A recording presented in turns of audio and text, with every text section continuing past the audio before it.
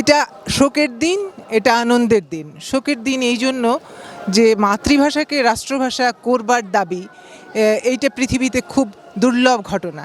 আমাদেরকে করতে হয়েছিল, কেননা উর্দু আমাদের রাষ্ট্রভাষা হিসেবে চাপিয়ে দিতে চেয়েছিল পাকিস্তান।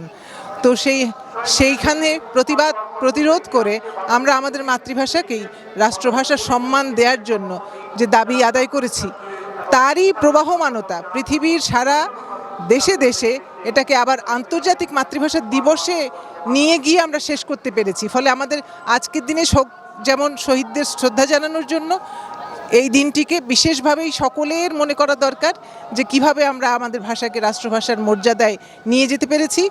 আর আনন্দের দিন এই জন্য যে সারা পৃথিবীর কাছে আন্তর্জাতিক মাতৃভাষা দিবস হিসেবে এই দিনটিকে আবার আমরা সুপ্রতিষ্ঠিত করতে পেরেছি। তার মানে সকল দেশের সকল জাতির নিজের মাতৃভাষায় কাজ করবার, কথা বলবার যে জন্মগত অধিকার, সেইটাকে আবারও নিশ্চিত করবার জন্য একটি দিনও আমরা জাতিসংঘের মাধ্যমে ঘোষণা করতে পেরেছি।